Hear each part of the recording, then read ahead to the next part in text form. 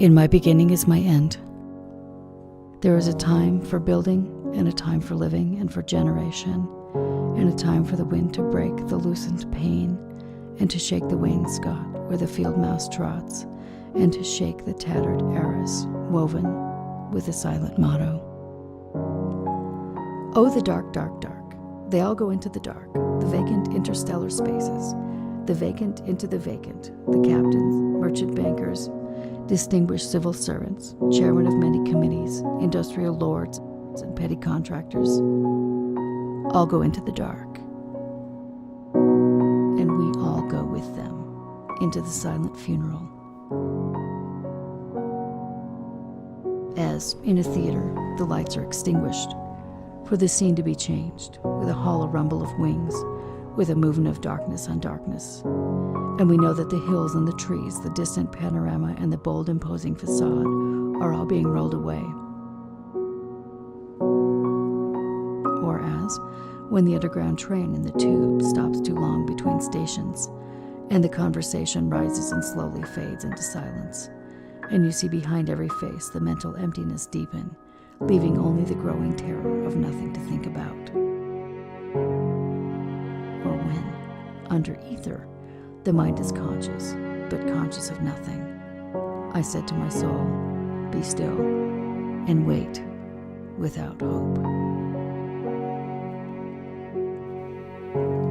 The wounded surgeon plies the steel that questions the distempered part. Beneath the bleeding hands we feel the sharp compassion of the healer's art, resolving the enigma of the fever chart.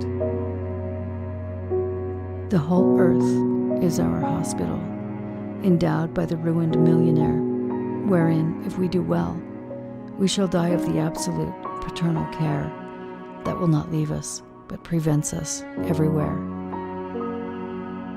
In spite of that, we call this Friday good. In my beginning is my end.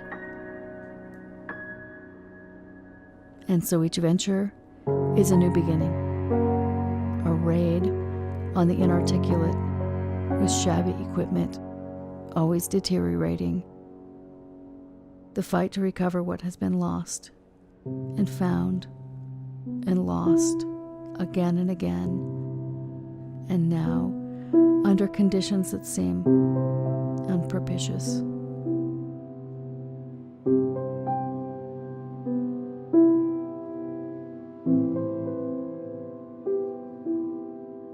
Home is where one starts from.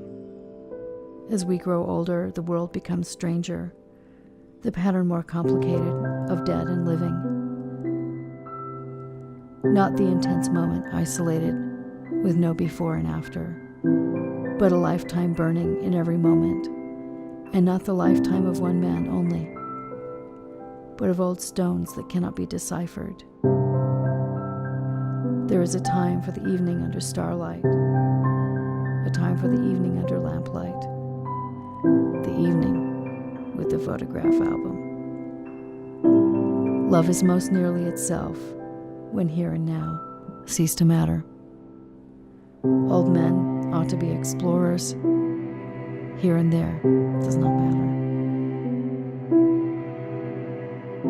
We must be still and still moving into another intensity for a further union, a deeper communion. Through the dark cold and the empty desolation, the wave cry, the wind cry, the vast waters of the petrel and the porpoise. In my end is my beginning.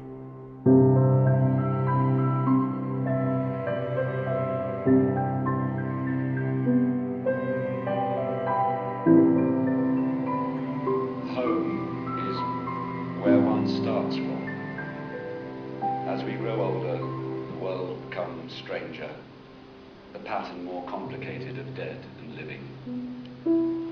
Not the intense moment isolated, with no before and after, but a lifetime burning at every moment, and not the lifetime of one man only, but of old stones that